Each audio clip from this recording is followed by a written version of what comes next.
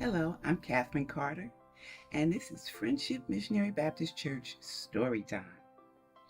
I'm going to share a book about a very famous person you may know, Kamala Harris, Rooted in Justice, by Nikki Grimes and illustrated by Laura Freeman.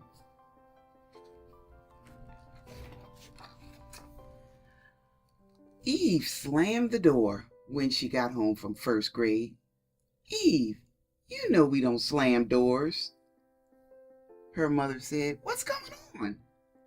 Teacher asked what we wanted to be when we grew up, and I said president.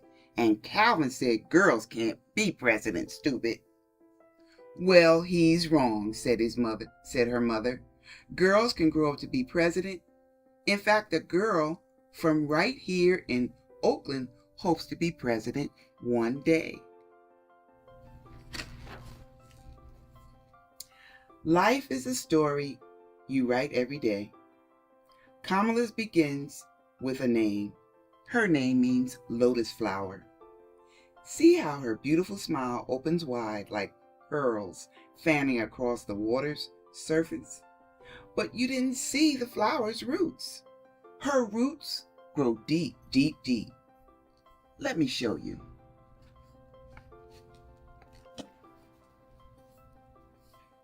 Kamala's family line was a strong black and brown braid coiling from India, where her mother, Shamala, was born, in Jamaica, and to Jamaica, where her father, Donald, was born, to Berkeley, California, where her parents fell in love and married, to Oakland, where Kamala was born. It was a good beginning. Right away, Kamala was like clay. Her parents molded for action. When her mother wasn't hunting cures for cancer, and her father wasn't teaching, both marched for civil rights. And they went to lectures by Dr. Martin Luther King Jr.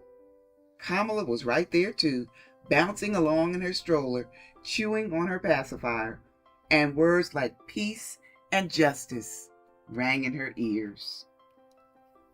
And there she is as a baby. Sadly, when Kamala was 7, her family, oh my goodness, I almost skipped the page.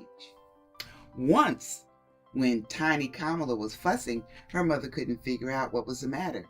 "What do you want, little girl?" she asked. "Freedom," said Kamala, and a waterfall of laughter sputtered from her mother's mouth. At demonstrations, marchers often chanted, "What do you want?" And the answer was always, "Freedom." Little Kamala had been listening. Kamala's baby sister Maya screamed her way into the world when Kamala was 2, and in no time the two sisters were having faraway adventures together, like visiting their grandparents in Zambia. Grandpa P.V. Copland was a senior diplomat there. He had once fought for India's independence. His wife, Rajam, Kamala's grandmother, fought for the rights of women. Little by little on these visits, Kamala and Maya learned that fighting for justice ran in the family. But sadly, when Kamala was 7, her family squeezed into a different shape. Her parents divorced, and her daddy moved to Palo Alto, while Mommy and the girls packed for the Flatlands, the black working-class family area in Berkeley. Having a long-distance daddy can make your heart hurt sometimes. But Kamala's new neighbors welcomed her family with smiles and helping hands. Warm sunshine. Still, Kamala was sometimes lonely for her daddy. Luckily, her grandmother, Aunt Mary, lived close by and gave Kamala extra hugs whenever she needed them. Like other black and brown kids in the Flatlands, Kamala was part of a California program to integrate the schools. Every day she rode a yellow bus bumping through her family streets all the way to the wealthy part, the white part of town, with sprawling hillsides painted with gardens. Thousand Oaks Elementary was a world away, but Kamala didn't mind. There she got to meet kids who were rich and poor, black and white, kids who celebrated holidays she'd never even heard of. There, teachers taught her to count to 10 in different languages. I'm going to skip ahead a little bit and just share another little part of his story. After school, Kamala's days bulged with busyness. She had homework, piano lessons, ballet classes, and Barbie time. Thursday nights were the best, though. The family would go to the Rainbow Sign, a cultural center celebrating black art, music, books, and film. James Baldwin spoke there, Maya Angelou read there, and Nina Simone sang there. Nina's gravelly voiced version of To Be Young, Gifted, and Black often rang through Kamala's home.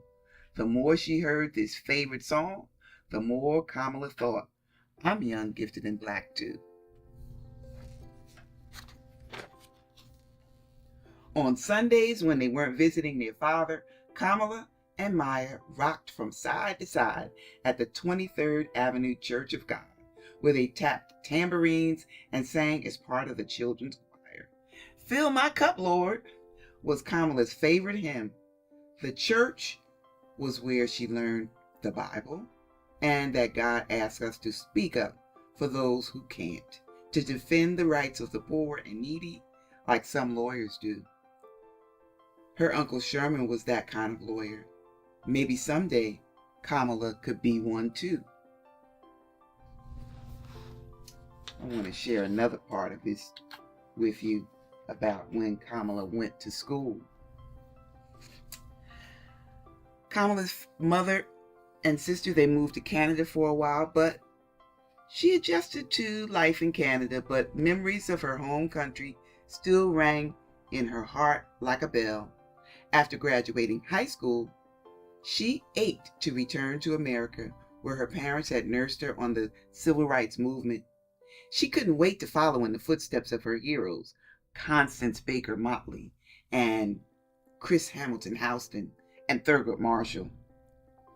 He attended Howard University, and Kamala decided she would too.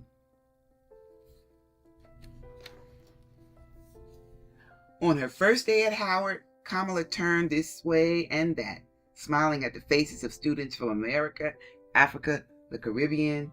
It was just like Thursday nights in the Rainbow Sign when she was a little girl all over again, where everyone in the room was black like her.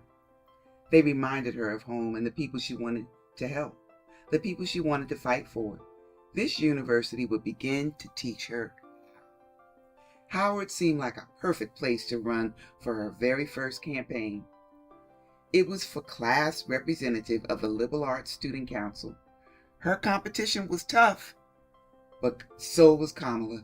Every day between classes, she passed out flyers on the campus, and she told students who'd listen what she would do, and she ended up being the winner. There she is, passing out flyers. Kamala, her time at Howard was focused on the future. She competed on the debate team to sharpen her speaking skills. She interned at the Federal Trade Commission. She did research at the National Archives to study the workings of government. And on weekends, she joined fellow students on the National Mall in Washington, D.C. to protest apartheid in South Africa. Kamala was preparing to be a woman warrior.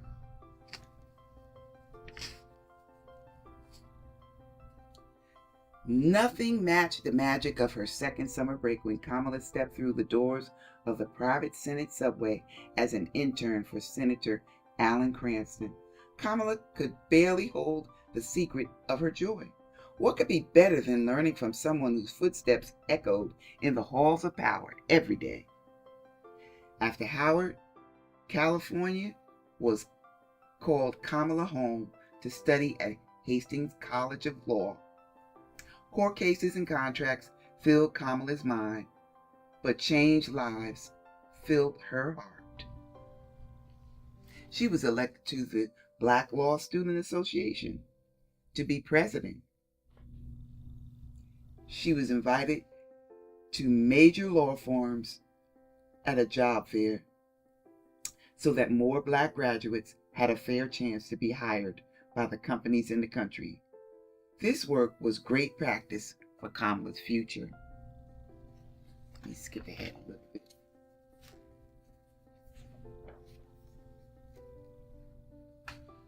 So Kamala became a lawyer and she traveled far, but she hadn't finished climbing the mountains of her dreams. On Martin Luther King Jr.'s birthday, on the TV show Good Morning America, Kamala told the world, "I'm running for president." She immediately got goosebumps, wondering if Shirley Chisholm, who was the first African American woman to run for president, if she was smiling down from heaven that very moment. So I just read you some of this wonderful book. And if you want to read more, of course, you can go to your local library and check this book out about Kamala Harris, Rooted in Justice. Thank you for listening again. I hope you enjoyed it. Come back next time for story time and have a wonderful day.